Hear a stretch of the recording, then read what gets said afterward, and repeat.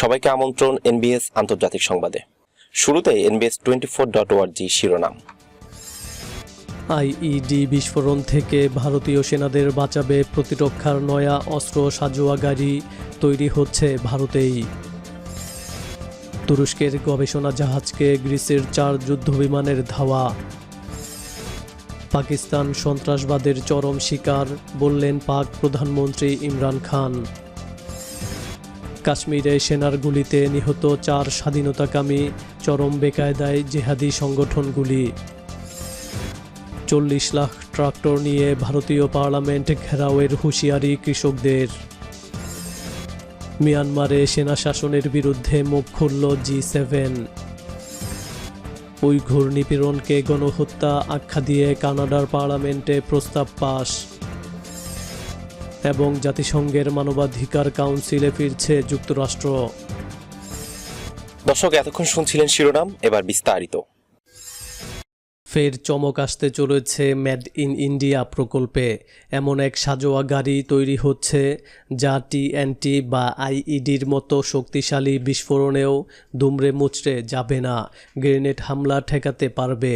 সেনা কনভয়ে হামলার জন্য প্রায়ই ফাঁদ পেতে রাখে জঙ্গিরা, ঠিক যেমন পুলওয়ামায় সেনা কনভয়ে আত্মঘাতী বিস্ফোরণ ঘটানো হয়েছিল। সাধারণ গাড়ি সে বিস্ফোরণের ধাক্কা সামলাতে পারবে না, কিন্তু নয়া প্রজন্মের এই সাজোয়া গাড়ি যে কোনো শক্তিশালী বিস্ফোরকের হামলা রুখে দিতে পারবে, প্রাণ বাঁচাবে দেশের সেনা জওয়ানদের। ভারতীয় সেনার জন্যই বিশেষ করে তৈরি হচ্ছে এই সশস্ত্র গাড়ি। নাম Kalyani M4। Global aerospace and technology company Paramount group এই গাড়ির নকশা তৈরি করেছে।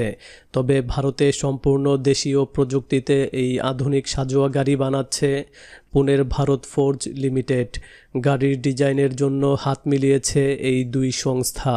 আবুধাবিতে ইন্টারন্যাশনাল ডিফেন্স এক্সপো 2012 অধিবেশনে M4 সশস্ত্র গাড়ি তৈরির জন্য গ্লোবাল সংস্থার সঙ্গে চুক্তি করে কল্যাণী গ্রুপ। এই চুক্তি মাফিক সাজোয়া গাড়ি পুরোপুরি দেশীয় প্রযুক্তিতে তৈরির বরাদ্দ পায় কল্যাণী গ্রুপ।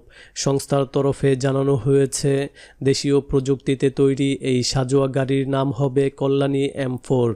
সেনাবাহিনীর জন্য এমন গাড়ি তৈরি করতে কল্যাণী গ্রুপকে প্রায় 178 কোটি টাকার বরাদ্দ দিয়েছে প্রতিরক্ষা মন্ত্রণালয়। কেমন হবে এই গাড়ি? প্রতিরক্ষা বিশেষজ্ঞরা বলছেন, যে কোনো দুর্গম এলাকায় দ্রুত গতিতে ছুটতে পারবে এই গাড়ি। উঁচু পাহাড়ি এলাকায় অস্ত্রশস্ত্র ও সেনার রসদ বয়ে নিয়ে যাওয়া যাবে এই গাড়িতে। প্রাথমিকভাবে এই গাড়ির প্রোটোটাইপ তৈরি করে লাদাখে কয়েকবার ট্রায়ালও দেয়া হয়েছে। 50 কিলোগ্রাম TNT বা আইইডির বিস্ফোরণেও কোনো ক্ষতি হবে না এই গাড়ির। মাওবাদী অধ্যুষিত এলাকায় প্রায় সেনা কনভয়ে মাইন পুঁতে রাখে আততায়ীরা। সেনার গাড়ি যাওয়ার সময় মাইন ফেটে দুর্ঘটনা ঘটে। কল্যাণী M4 সাজোয়া গাড়িতে সেই ভয় নেই। বিশেষজ্ঞরা বলছেন, জঙ্গিরা গ্রেনেড ছুড়লেও রক্ষা পাবেন সেনা জওয়ানরা। যে কোনো শক্তিশালী বিস্ফোরকের হামলা থেকে জওয়ানদের বাঁচাবে এই গাড়ি। গাড়ির গতি হবে 140 কিলোমিটার প্রতি ঘন্টা। 2.3 টনের বেশি পেলোড নিয়ে যাওয়া যাবে এই গাড়িতে। 800 কিলোমিটার অবধি ছুটতে পারবে এই গাড়ি। দেশীয় প্রযুক্তিতে তৈরি রিমোট চালিত সাজোয়া গাড়িও তৈরি হচ্ছে ভারতে। সুরান এই সাজোয়া গাড়ি নতুন অস্ত্র হতে চলেছে ভারতীয় সেনাবাহিনীতে। আনমেন্ড এই গাড়ির ডিজাইন ও প্রযুক্তির ভাবনা ডিফেন্স মাস্টার ইন্ডিয়া প্রাইভেট লিমিটেডের। 500 কিলোগ্রাম ওজনের এই গাড়িটি চালনা করা যাবে কন্ট্রোল রুম থেকে। আবার প্রয়োজনে রিমোট কন্ট্রোল এবং মোবাইল থেকেও অপারেট করা যাবে এই সাজোয়া গাড়িকে।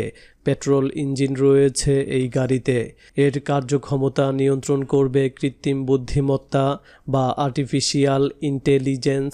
গাড়ির নেভিগেশন, অস্ত্র চালনা, নিশানা স্থির করা, আচমকা আক্রমণ হলে তাকে প্রতিরোধ করা, শত্রুপক্ষের গুলি মিসাইল রুখে দেওয়া, এই সাজোয়া গাড়ির কাজ অনেক। তুরস্কের গবেষণা জাহাজকে গ্রিসের 4 যুদ্ধবিমানের ধাওয়া। এজিয়ান সাগরে গ্রিসের 4টি যুদ্ধবিমান তুরস্কের গবেষণা জাহাজকে ধাওয়া করেছে। যদিও গ্রিস সরকার আঙ্কারার এই অভিযোগকে অস্বীকার করেছে। ব্রিটিশ বার্তা সংস্থা রয়টার্স জানিয়েছে, গত সপ্তাহে দুই দেশের আন্তর্জাতিক সীমানার মধ্যে তুরস্কের গবেষণা জাহাজ জরিপ চালানো শুরু করে। তুর্কি কর্তৃপক্ষের এমন কার্যক্রমে প্রতিবাদ জানাতে তৎপর হয় গ্রিস। তুরস্কের প্রতিরক্ষা মন্ত্রী হুলুসি আকর পার্লামেন্ট ভবনে সাংবাদিকদের বলেন, মঙ্গলবার গ্রিসের 4টি F-16S বিমান তুরস্কের গবেষণা জাহাজের দিকে অগ্রসর হয়। এর মধ্যে একটি বিমান গবেষণা জাহাজ থেকে 2 নটিক্যাল মাইল দূরে অগ্নিশিখা ফেলে। পরে তুরস্কও নিয়ম অনুসরণ করে যথাযথ জবাব দেয়। হুলুসি আকর বলেছিলেন, যেখানে আমরা বৈজ্ঞানিক কাজ করছি সেখানে হয়রানি করা অযৌক্তিক। প্রতিবেশীমূলক সম্পর্কের সঙ্গে এমন আচরণ মানানসই নয়। তবে গ্রিসের প্রতিরক্ষা মন্ত্রণালয়ের একজন কর্মকর্তা তুরস্কের অভিযোগ অস্বীকার করেছে। তিনি বলেন, গ্রিসের কোনো জাহাজ তুরস্কের নৌযানকে উত্ত্যক্ত করেনি। 5 বছর বিরতির পর তুরস্ক এবং গ্রিসের কর্মকর্তারা গত 25 জানুয়ারি সমুদ্র অঞ্চলের সীমানা নির্ধারণ এবং পূর্ব ভূমধ্যসাগরে জ্বালানি সম্পদের অধিকার নিয়ে আলোচনায় বসে। ন্যাটো জোটভুক্ত 2 মিত্র পুনরায় গ্রিসের রাজধানী অ্যাথেন্সে আলোচনা করতে সম্মত হয়েছে। অ্যাথেন্স জানিয়েছে, মার্চ মাসের শুরুতে আলোচনায় বসতে আঙ্কারাকে তারা চিঠি দিয়েছে। আঙ্কারা বলছে, তারা ইউরোপীয় ইউনিয়নের সঙ্গে সম্পর্ক উন্নয়নের জন্য আলোচনা ব্যাহত রাখতে চায়। তুরস্ক গ্রিস দ্বন্দ্বে ইউরোপীয় ইউনিয়ন গ্রিসকে সমর্থন করেছে। পাকিস্তান সন্ত্রাসবাদের চরম শিকার বলে জানিয়েছেন দেশটির প্রধানমন্ত্রী ইমরান খান। 2 দিনের শ্রীলঙ্কা সফরে রয়েছেন তিনি। শ্রীলঙ্কার প্রধানমন্ত্রীর সঙ্গে বৈঠকের পর এক যৌথ সংবাদ সম্মেলনে একথা বলেন ইমরান খান। 2 দেশের সম্পর্ক জোরদার করার জন্য শ্রীলঙ্কা সফর করছেন বলে সংবাদ সম্মেলনে জানান পাকিস্তানের প্রধানমন্ত্রী। শ্রীলঙ্কার প্রধানমন্ত্রী মাহিন্দা রাজাপাকসের সঙ্গে একান্ত বৈঠক করার পর মঙ্গলবার যৌথ সংবাদ সম্মেলন করেন 2 প্রধানমন্ত্রী। পাক প্রধানমন্ত্রী বলেন, সন্ত্রাসবাদের মতো অভিন্ন সমস্যা মোকাবেলা করছি। পাকিস্তান সন্ত্রাসবাদের চরম শিকার। শ্রীলঙ্কাও গত 30 বছর ধরে সন্ত্রাসবাদের বিরুদ্ধে লড়াই করছে। এই ক্ষেত্রে শ্রীলঙ্কাকে সাহায্য করার চেষ্টা করেছে পাকিস্তান। করোনা ভাইরাসের মহামারী প্রসঙ্গে তিনি বলেন, এই ভাইরাস বিশ্বের বৈষম্য প্রকাশ করে দিয়েছে। জাতিসংঘের উচিত গরিব দেশগুলোকে করোনা মোকাবিলায় সাহায্য করা।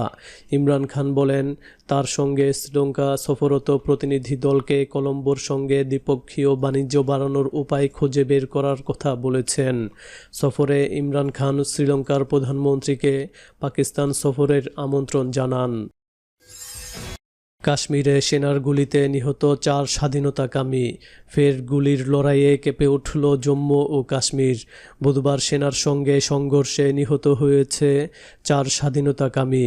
সংঘর্ষ স্থলে আরও বেশ কয়েকজন জেহাদি লুকিয়ে রয়েছে বলে আশঙ্কা করছেন নিরাপত্তা রক্ষীরা। এদিন সকালে দক্ষিণ কাশ্মীরের অনন্তনাগ জেলায় স্বাধীনতাকামীদের একটি ডেরার সন্ধান পান নিরাপত্তা রক্ষীরা। তারপরই দ্রুত অভিযানের নকশা তৈরি করে ফেলা হয়।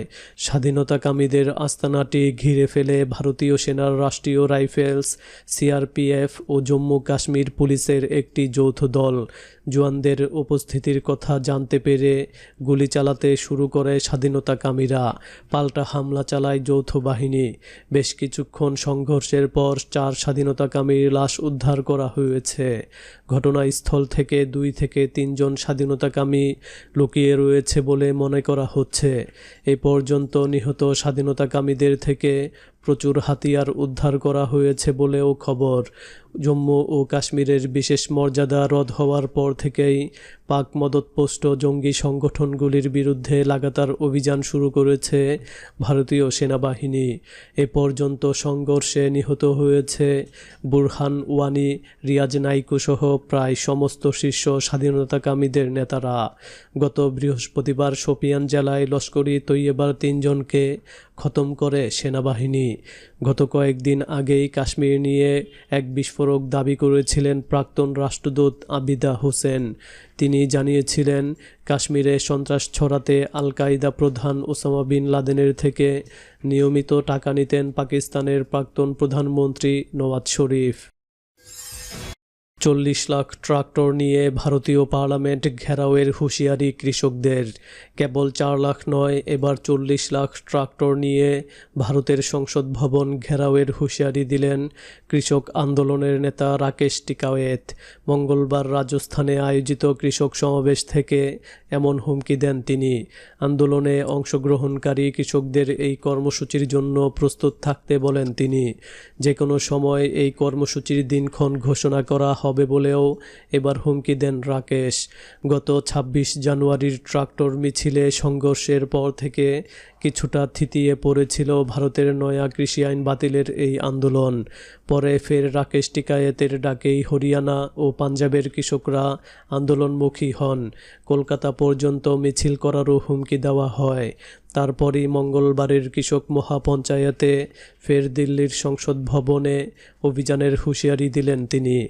ভাষণে রাকেশ বলেছেন, ইন্ডিয়া গেটের সামনে ট্রাক্টর নিয়ে জড়ো হবেন কৃষকরা। সেখানে মাঠ চাষ করে ফসল ফলানো হবে। কেন্দ্রীয় সরকার যদি কৃষকদের দাবি না মানে তাহলে সংসদ ভবন ঘেরাও করবেন কৃষকরা। যে কোনো দিন সেই কর্মসূচি ঘোষিত হতে পারে। তবে পূর্ব ঘোষণা মতো 4 লাখ নয়, এবার মিছিলে অংশ নেবে 40 লাখ ট্রাক্টর। ভারতের কৃষক আন্দোলনের এই নেতার মতে সরকার বড় বড় বহুজাতিক সংস্থার লাভের দিকটাই দেখছে, কিন্তু কৃষকদের কথা না ভেবে যদি শিল্পপতিদের লাভের দিকটাই সরকার দেখে তাহলে বড় বড় গুদাম ধ্বংস করবেন কৃষকরা। রাকেশের পাশাপাশি মঙ্গলবার স্বরাজ অভিযানের নেতা যোগেন্দ্র যাদব ও সারা ভারত কৃষক সভার প্রধান অমরা রাম সেই অনুষ্ঠানে ভাষণ দেন। মিয়ানমারে সেনাশাসনের বিরুদ্ধে মুখ খুলল G7। মিয়ানমারে সেনাশাসনের বিরুদ্ধে নিন্দা প্রকাশ করেছে বিশ্বের শিল্প উন্নত দেশগুলোর সংগঠন গ্রুপ অফ 7 বা G7। এই গ্রুপে রয়েছে যুক্তরাষ্ট্র, যুক্তরাজ্য, ফ্রান্স, জার্মানি, ইতালি ও জাপান। এবার বিবৃতির মাধ্যমে নিন্দা প্রকাশ করেছেন এসব দেশের পররাষ্ট্রমন্ত্রীরা। সেখানে বলা হয়, নিরস্ত্র বিক্ষোভকারীদের উপর গুলি চালানোর সিদ্ধান্ত কোনোভাবে মানা যায় না। সেনা যেন সংযত থাকে এবং মানবাধিকার ও আন্তর্জাতিক আইন মেনে চলে, সেই বিবৃতিতে এই আহ্বান জানানো হয়েছে। সেনাবাহিনী দেশের শাসনভার নিয়ে নেওয়ার পর থেকে মিয়ানমারের শহরগুলোতে লাগাতার বিক্ষোভ চলছে। গণতন্ত্রের দাবিতে এবং তাদের নেত্রী অং সান সুচি সহ অন্যদের মুক্তির দাবিতে বিক্ষোভ দেখানো হয়েছে। স্থানীয় মিডিয়াগুলো জানায়, সেনাবাহিনীর ক্ষমতা দখলের পর সোমবারই দেশটিতে সবচেয়ে বড় বিক্ষোভ অনুষ্ঠিত হয়েছে। বাইরের দুনিয়ার দৃষ্টি আকর্ষণ করতে বিভিন্ন দেশের দূতাবাসের সামনে সমবেত হয় বিক্ষোভকারীরা। পরদিন মঙ্গলবারও বিক্ষোভ অব্যাহত রেখেছে জনগণ।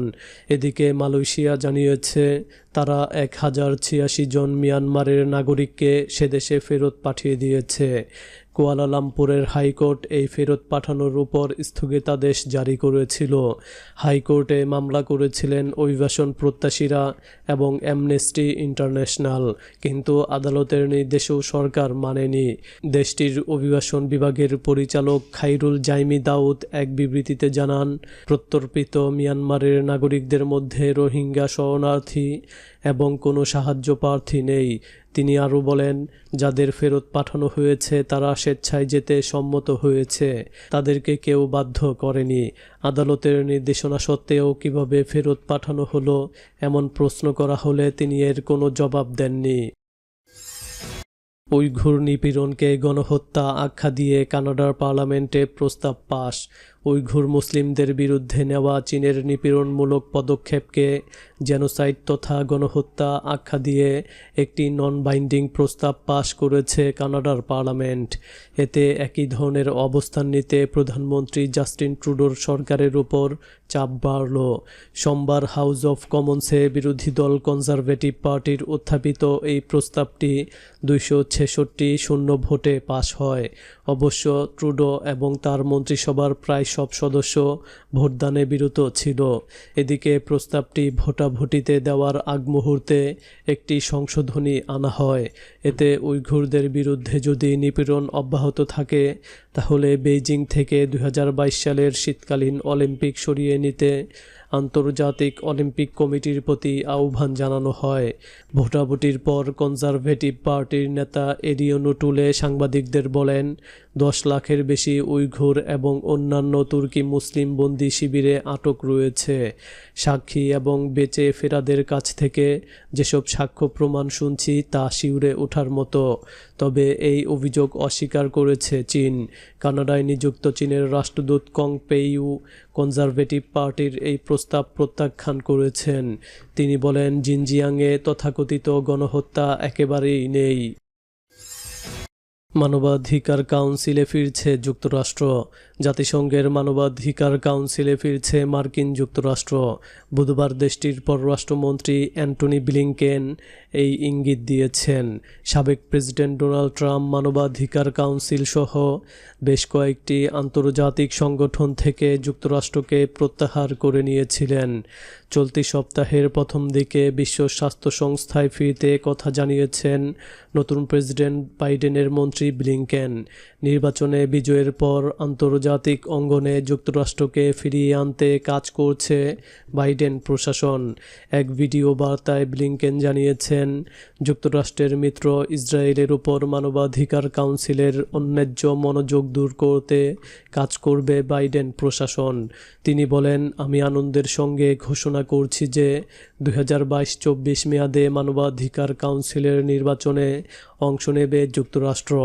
আমরা বিনয়ের সঙ্গে জাতিসংঘের সব সদস্যকে আমাদের ভোট দিয়ে এই সংস্থায় ফেরার সুযোগ দেওয়ার আহ্বান জানাচ্ছি।